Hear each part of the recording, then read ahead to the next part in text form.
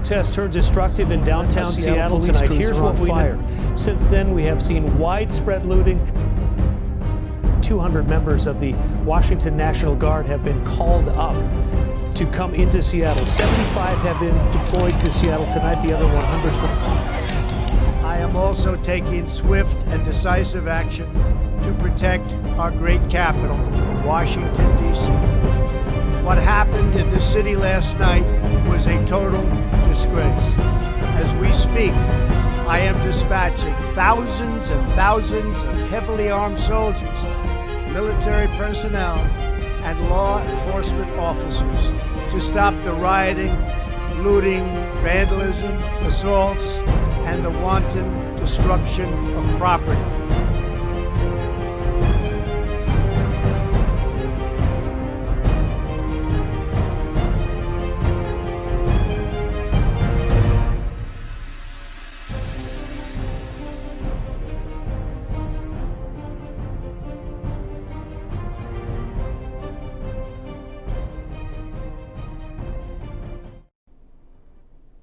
Hello there, everyone. Alfred Johnson coming to you again. God bless you. Hey, listen, again, we're getting closer and closer to the election. This is huge. This is huge. Okay. Wow. All right. It's time for us to go ahead and buckle down. We got to buckle down because here it is. You know, there's all kinds of stuff going on out there as people try to stoke fears to keep you from voting. You get out there and you do your American duty and you vote. I don't care what these people out there do. You get out there and vote. We'll deal with them later, but you get out there and vote. Make certain that you put Trump into office so that we can go ahead and implement some law and order to bring security to our streets and to our cities. We need you to get out there and get it done. I trust that you're going to get out there and get it done. God help us all if we put in a party that is actually fomenting this hatred and this fear. We need to get law and order. We need to respect the officers, give them the clout that they need and the power they need to get out there and get this job done. But folks, we're running out of time, and we need for you to get out there and do your job. You get out there and vote, and you vote law and order, you vote Constitution, you vote liberty, you vote Trump. We have to have this. Donald J. Trump, you make sure you get him in, okay? Huge stuff. Hey, now listen, I have some other things I just want to talk to you about. These are things that were done under Trump. I don't even have to, listen, this stuff is so easy. You can do your own homework and you can find out for yourself the policies and the laws that were passed by the president. No, not his opinions. No, not what he said, that she said, that they said, that he said. No. Just find what he put into law, because that's the stuff that matters, not that personality stuff, not the color of his skin. He's the orange man, not the color of his hair, none of that right there. His laws, the policies that he passed, those are the things that last. Those are the things that remain. Okay. And these are the things that I'm bringing before you right now. These are all very huge. God has blessed us with Trump. And I'm telling you, I don't know how long, I don't know how long this favor is going to last. I don't even know. But we've been blessed with a Donald J. Trump. And I say that as a pastor, we've been blessed with a Donald J. Trump. Now listen, the body of Christ is going to survive with or without Trump, and that's true. Christ is our keeper. God has ordained our presence. But I'm telling you, the Democrat Party doesn't favor us. Now, I'm telling you that as a man of God. They are attacking us on the right and on the left. As a matter of fact, I'm convinced that the reason why they're keeping many of those cities closed, the church, and then they say that the church can't gather, but everybody else is able to gather. Even bars are able to. You got folks that are able to gather, but not the church. Church is shutting down. All of that stuff is done on purpose. Okay, these are things where the liberals, and they have another agenda. There's a whole another agenda taking place, but they're after the church while you're sitting back thinking that they're not, and you're smiling. And you better wake up, okay? Hey, listen, with some more of the things that Trump has done that's just remarkable. And if you're a Christian, this one's huge. He moved the U.S. Embassy in Israel to Jerusalem. I never thought that would happen in my time. That almost feels like a biblical move. I mean, no, like a real one. Like as if we are in holy times to have that occur. That's just a beautiful move. And Jerusalem declared the capital of Israel. What a beautiful thing.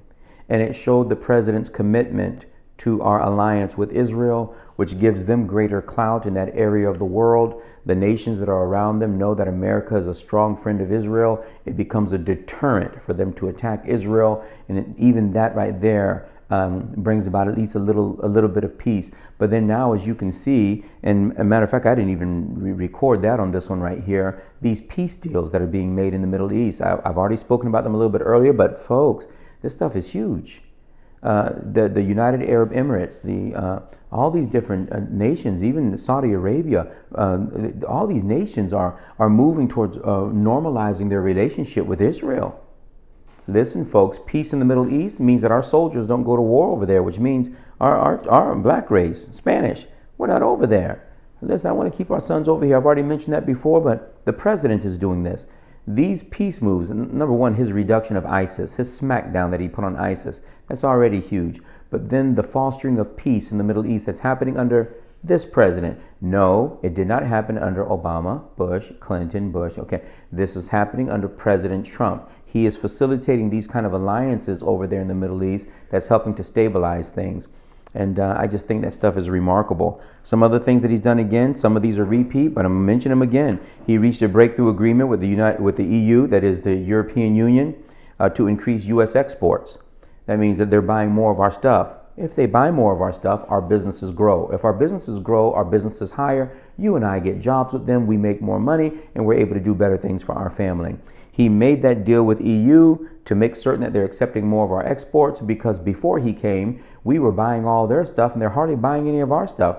The president said, no, that imbalance is not going to occur. You will purchase more American goods, or we're going to have to really renegotiate the terms. Well, how many of you know that they got the message?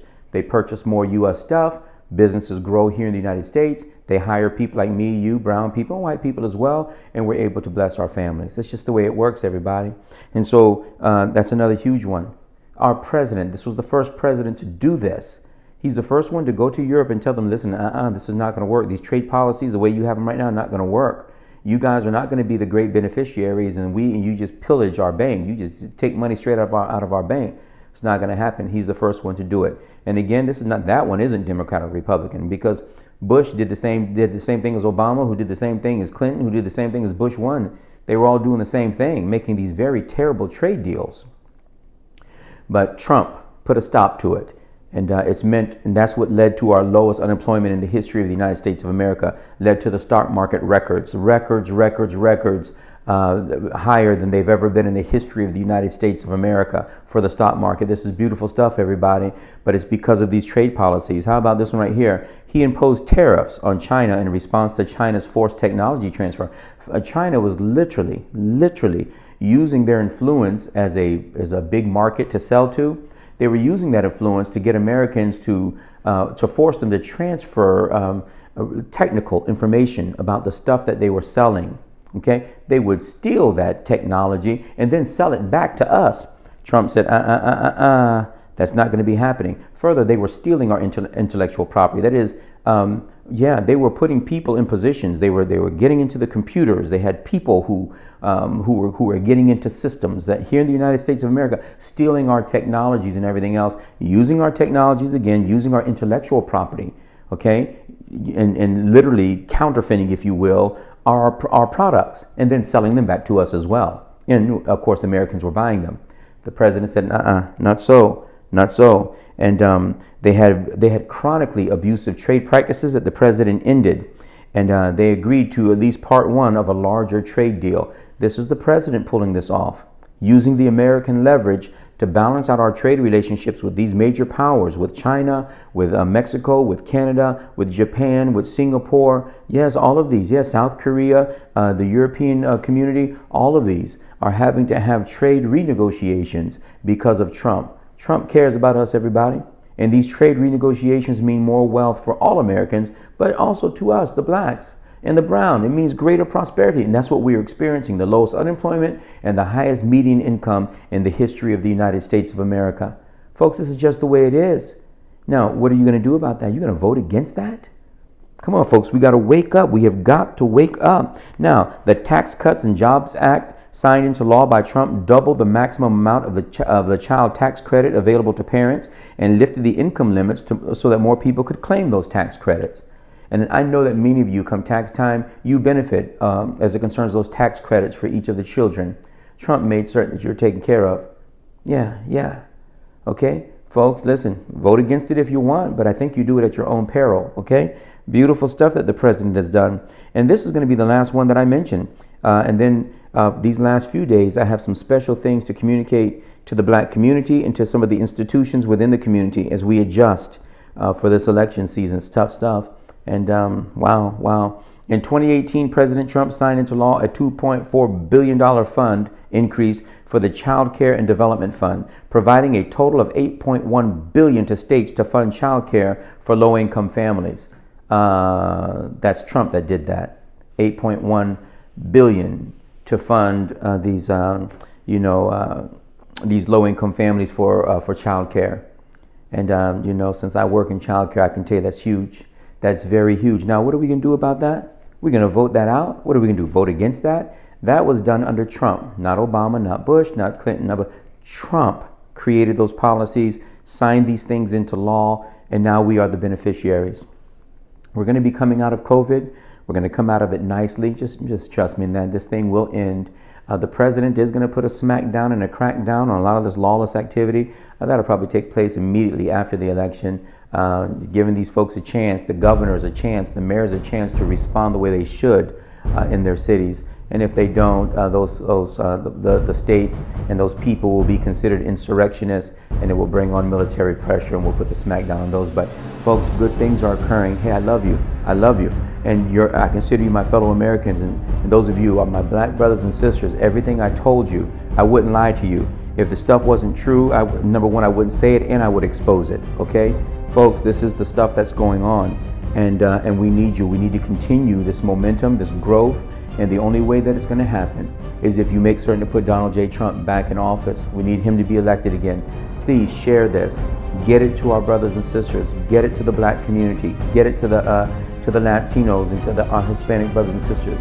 Let's get it out there, and let's make certain that we keep this momentum going forward. The lowest black unemployment, the lowest Hispanic unemployment, the lowest Oriental unemployment, the lowest female woman unemployment in the last 65 years, the lowest high school unemployment in the last 51 years. This all is huge. The stock market gains off the chart. The highest median income. Listen, all this stuff off the chart. The lowest unemployment rate in the history of the country. All these things are absolutely amazing. We are now the number one oil producing country in the world. We're the number one natural gas producer in the world. We now are a net exporter of natural gas. All of this is huge. He put Jerusalem back as the capital of Israel. He separated the Golan Heights as a strategic place, and he said, Israel, those are yours, and it's recognized by Israel and by the states around them. This is all huge. This all took place under Donald J. Trump. You have the opportunity now to keep him there. What are you going to do? I respect your reason, and I'm telling you, we need you. Take a stand with me. Take a stand with me for the sake of your family and your children and their children. I love you. I love you. You hear me? And you make sure you get out there and you do the right thing. Share this and vote Donald J. Trump. God bless you, everyone.